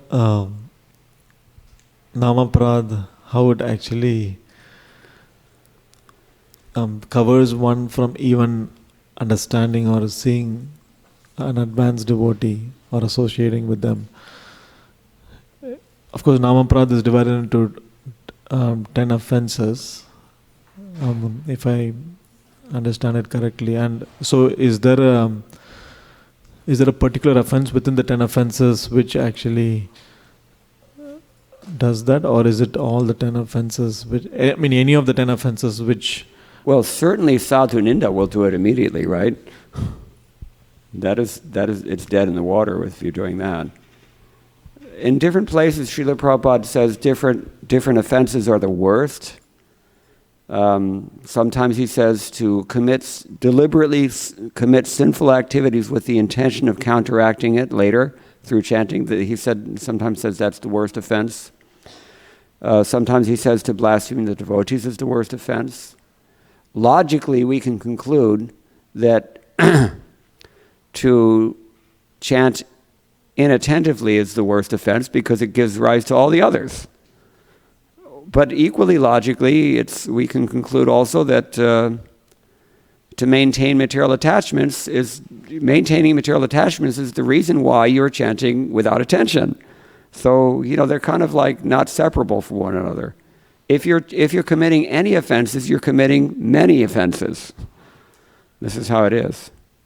And, if you're committing offenses to the holy name, you're certainly going to commit Vaishnava aparadh, maybe Guru aparadh even, Dham aparadh. There's so many different kinds of, Seva aparadh. So, we're offenders. Therefore, the prayer is there.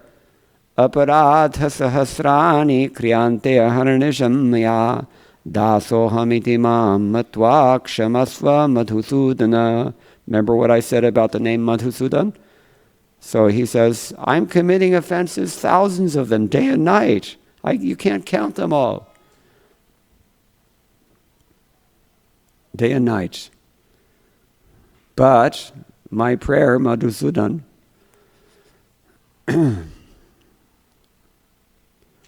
Dasoham iti mamatva. You'll consider me your servant. A master servant sometimes commits an offense to the master, but the master, he's my servant, he's okay. He's my man. This is the point. So please consider me like this. Now, that is one way to approach it. Kulashekar Alwar takes it 8 steps further. He says, Twad britya paricharaka brityasya britya iti mam smara. Please consider me to be the servant of the servant of the servant of the servant of the servant of the servant of your servant. You see? This is what Chaitanya Mahaprabhu implies when he says, Gopi bhartu parakamalayor dasa dasana dasa. This level of humility is nearly insane. In this world, it's nearly insane. This level of humility is not appreciated. And, it's not even understood. But if we want this Krishna, this is the price. Tatra laulyam. We have to tatram ekalam mulyam lolyam. We have to have the intense greed sufficient that we're ready to cultivate this level of tolerance, this level of humility. It's really over the top what Chaitanya Mahaprabhu is proposing. Nobody wants to do this. Therefore, it is such a powerful verse, what he said. Who can even think to say these things? To be more humble than a blade of grass. What part of the foot touches you when you're a blade of grass? The bottom of the foot. Not is bad enough to be touched by someone's foot, like Bhrigu. He kicked Lord Vishnu in the chest. But the bottom of the person's foot, it's trampling, squishing you. On top of disrespecting you, you're being squished as well. To be more tolerant than a tree in Los Angeles, New Dwarka, outside of the temple, I saw one tree that had been, I counted, there were scars from 30 limbs that had been sawed off that tree. 30 of them. Big old magnolia tree. 30 scars. 30 times to lose a limb. We've only got 4 limbs. Can you imagine? Losing even one of them, we get so offended. 30 times this tree is tolerating us. I saw it. And what is the worst in that is to give respect to someone else, especially if you don't like them. That is like the absolute murder for the false ego. That is poison to the false ego, ahankara. To give respect, and not only that, sir, but because we have to have anvaya vyatireki pervasion, that means positive and negative, you can't expect any honor in return. You're giving respect to everybody, and nobody's going to respect you. Raise your hand if you want to sign up. This is what we've asked for. So don't complain when somebody offends you. This is the point. You signed up for this. This is what my wife says every time we have a disagreement. I signed up for this.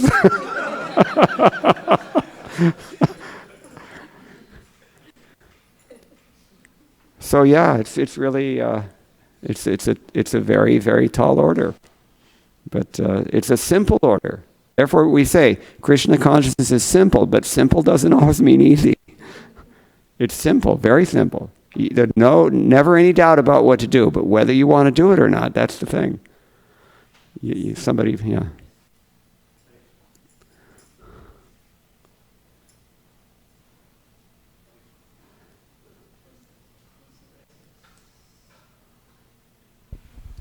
Hare Krishna Prabhuji, thank you so much, wonderful class. I have one question, like you elaborated a lot on starving the mind.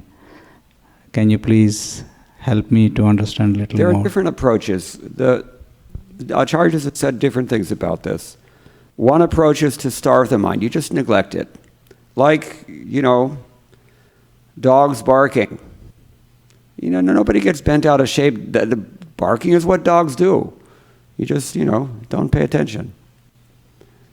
This is the nature of a dog to bark. So the mind is like that. It's a dog. You don't pay any attention. Here in America, it's a little bit, we take dogs more seriously.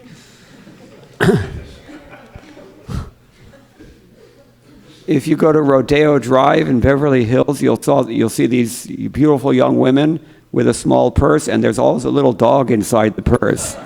You've seen this? Do they do it up here also? It's the kind of people that do this were the kind of people you would see last night in Palo Alto. It's this crowd. So, dogs in India are different. Also, they're more humble in India. They're really humble, dogs. They have to be. They're just constantly abused all the time. Here in America, dogs are like, they got an attitude. Hey, I own this place. Get out of here.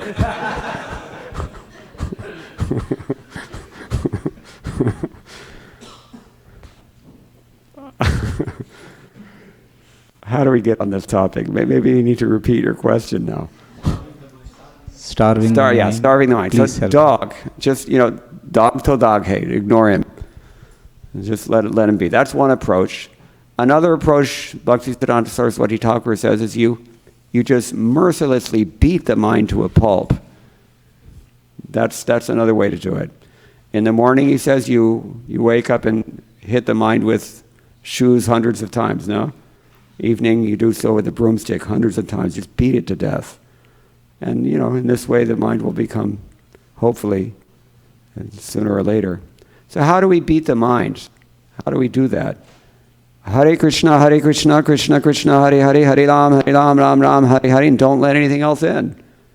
Only this Hare Krishna, Krishna Krishna, Hare Hare. One devotee came to Srila Prabhupada and said, I have a problem with lust. Standard problem in this material world. And, Prabhupada said, that's okay, you just chant Hare Krishna. And this devotee said, but Prabhupada, I am chanting Hare Krishna. You know what Prabhupada said? He said, no. He said, when you have this problem, you don't chant Hare Krishna. You fall. That's your problem. So to beat the mind means, as soon as there's anything untoward, Hare Krishna, Krishna Krishna, Hare Hare, Hare Ram, Ram Ram, Hare Hare. Or take advantage of this, call up some sadhu, take shelter. And in this way we beat the mind into submission. Hote, it will come. But it may take some time. You had a question? I think you answered, Prabhu, because I was also having, regarding the mind. Regarding what? The mind. Mind, huh? Yeah, because it's we have to beat it, but also it is said in Bhagavatam that it has a God-like power on the living entity. The mind has God-like power. Yeah. So I was just thinking, even if I beat it, then when it comes back as a beast. Yeah, Chanakya Pandit says, no matter how many years you keep the tail of a dog wrapped up in a splint, as soon as you undo the splint, it rolls up again. So the mind is like this. Therefore, Rishabhadev warns us, not Rishabhadev, in the 5th canto, he says, never trust this mind. Never give it a chance. Never, ever trust it.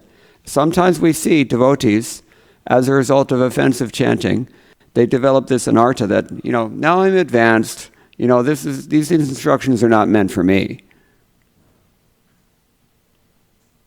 Just like what's one such instruction? Vidvamsam apikarshati. Even a learned scholar becomes bewildered.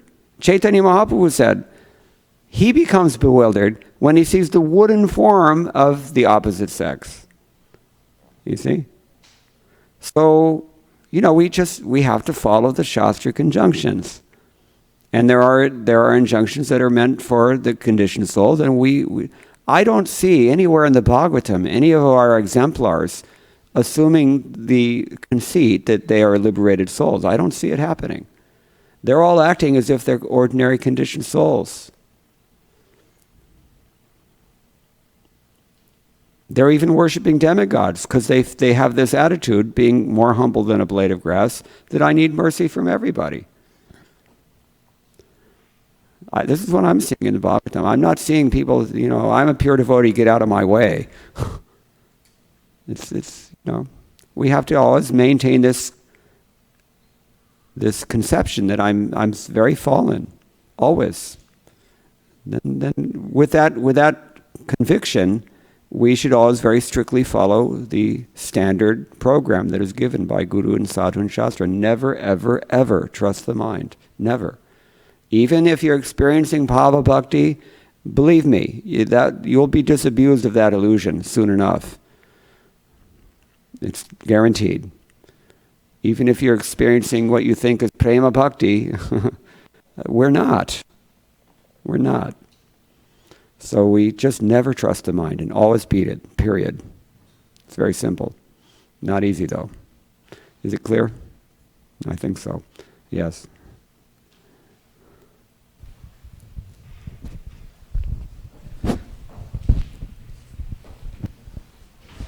Hare Krishna.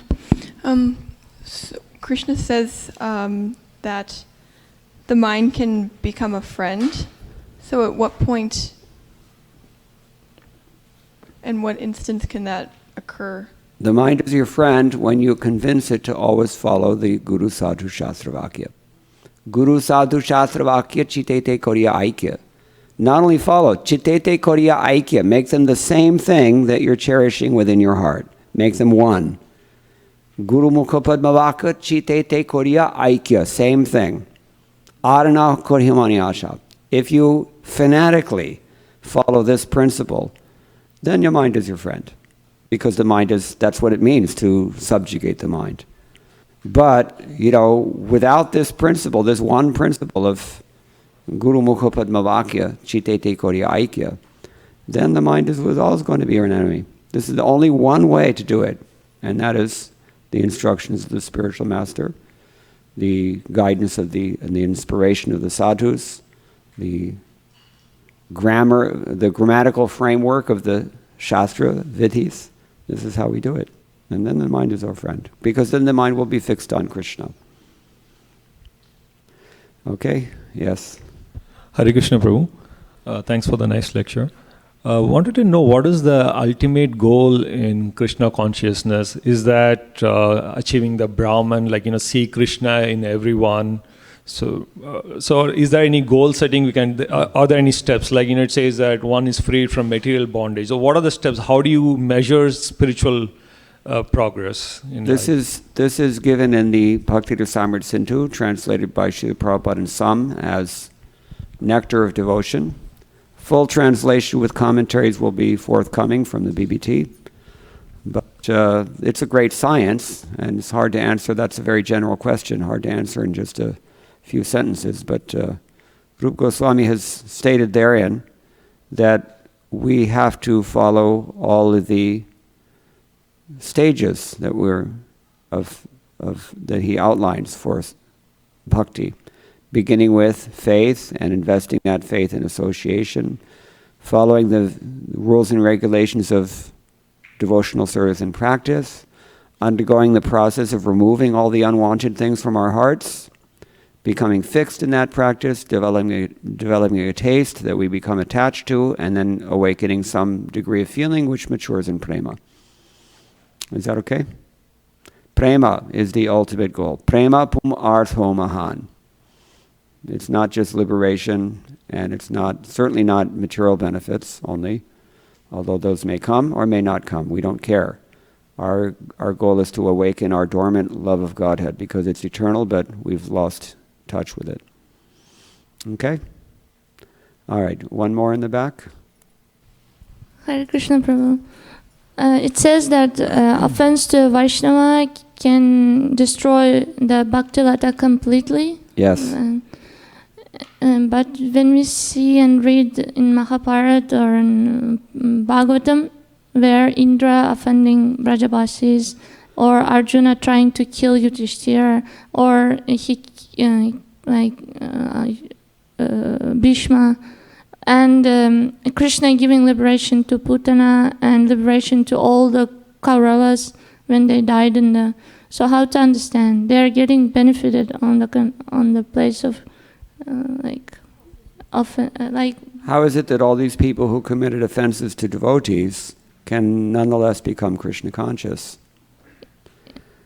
Therefore, we have to conclude that there's no hard and fast rules here. This is one thing that you learn about Krishna when you live in Vrindavan. He follows no rules, even his own. So, these guidelines that we have, which teach us that, offending devotees will destroy your Krishna consciousness, it seems from Krishna's behavior that on occasion he can override that. And this is a case in point. Because Narad Muni was kind to the sons of Kuvera, therefore Krishna accepted them. Only through Narad Muni's sponsorship. I think generally that's how it's going to work. Through a devotee.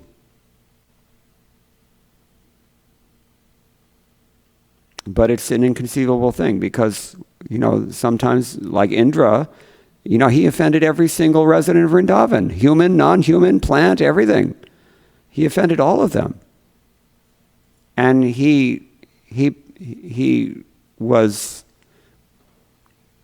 contrite about that later on, but he really only bowed at Krishna's feet and begged forgiveness from Krishna. He didn't, It didn't go and beg from the Vrajavasis as well. So how? I don't understand these things. And Krishna's leelas are inconceivable in many, many, many, many ways. And Krishna's workings and his dealings and his, it's very difficult to understand. Maybe someone has an answer. I don't have more of an answer than that. You wanted to add something? No, I had a question. Oh. You referred to Sridhar Swami a couple of times. I tried to Google and find out who was Sridhar Swami, but I couldn't find any information. Scholars who speculate on these things, they come to different conclusions. So far as I'm aware, he was one of these pseudo-Mayavad, but actually Vaishnava sannyasis who lived in Kashi around the 14th, 15th century. And he was a little bit controversial because he was not towing the hardcore Mayavad line, as most of the sannyasis and Banatis did. Instead, he was very favorable to bhakti. He was a devotee. But people will say different things about him. Some people say he was from Orissa as well. Yeah, they're different things. It doesn't really matter because Chaitanya Mahaprabhu accepted his authority. So whenever he was, how many chapatis he ate, when and where, we don't care. What we care about is what he wrote in his Bhagavatam commentary. That's the point. Charita Amrita. This is why we call them Charitamrita. The eternal activities, that's what we care about. Somebody raising their hand over here. Just a common question, Prabhu. How do we easily explain for a newcomer about the what is Mayavad and impersonalism? The distinction between them? Is there any difference between them? Yeah, there is a difference, and it's an important one. Okay. Impersonalism means that you accept that Bhagavan exists, but you prefer to, for whatever reason, to absorb your consciousness in the impersonal Brahman. The Kumaras were like that. Mayavad is a subset of impersonalism invented by Shankaracharya for a particular purpose on the order of Lord Vishnu, in which he was to create an interpretation of the Vedas that appeared almost as like Buddhism, because in those days Buddhists had overrun India. And so he did that, and he was very successful, but not as successful as he was in the 19th century, when the British saw the great utility of really encouraging Mayavad philosophy. They put him up to be like the Pope of Hinduism, so to speak, Shankaracharya. Before that, I mean, if you think about it, of all the different ways to interpret Vedanta Sutra, the Shankara's position is in the minority. 4 out of 5 acharyas who comment on Vedanta Sutra are all Vaishnavas. Shankaracharya has the minority position, but he was privileged by the British because they saw the great utility in turning the Indian mind to his teachings. What was that great utility? Brahma Satya Jagan Mithya. This, the only real thing is this impersonal Brahman that nobody can practically do anything with. And, this material world is all mithya. It's all false. With that ideology, the British put people like Annie Besant and, what do I want to say? Max Muller and, all these 19th century Hindu reformers who have given us what we have as modern day Hinduism. Aurobindo Ghosh, Dayananda Saraswati, Ram Krishna Vivekananda, Adi. Yes, all these people, every last one of them was British educated. Every last one of them. They are the ones who kind of tweaked this Mayavad into a neo-Advaita sort of, khichdi, and, foisted that upon the populations of India as, Hinduism. The sectarian Hinduism is the real Hinduism. You may have Smartas, you may have Shaktas and Vaishnavas, but they're all Hindus because they all accept Vedic authority. That is the real umbrella. This Mayavad philosophy was instead encouraged by the British because you people don't believe in this world. You should absorb yourselves in Brahman and just let us run your country for you. Now, because the Mayavad philosophy has no practical application, therefore it doesn't satisfy anyone, and therefore all the people that they trained, they're the ones who started the nationalist effort. Because they were also schooled in Western democratic values. So, the British actually created a monster that ultimately ate them. That is always the case. What do we call this in Bhagavad Gita? Moghasha, Mogha Karmano, Mogha Jnana Vichetasai Rakshasim Asurim Chaiva Ityadi. So, but Mayavad is rejected by Chaitanya Mahaprabhu because that philosophy says that everything is Maya, including Bhagavan. They say, okay, he's sattvic Maya. He's better than the other Maya. But he ultimately, in terms of logic, you have to conclude that Bhagavan is Maya. And that is a big offense. That is a huge offense. Chaitanya Mahaprabhu said, if anybody hears this philosophy, everything finished. So Mayavad is absolutely unacceptable. Even we can tolerate impersonalism, that's okay. But this Mayavad impersonalism, and normally when Prabhupada tends to use these two terms interchangeably, which is why it may be confusing, because practically speaking, as I've said, most impersonalism in the modern day and age, this is 2019, it's all somehow or other influenced by Shankaracharya's brand of Mayavad. Thanks to British for that. What Macaulay couldn't do, that these other people that they employed, were able to do something. So it is an important distinction to make. Because you can deliver an impersonalism, but Mayavad, it's very difficult. You want to say something? I just wanted to say that with your permission and the permission of the devotees, it's 10:15. I think it's time for Guru Puja. It is getting late.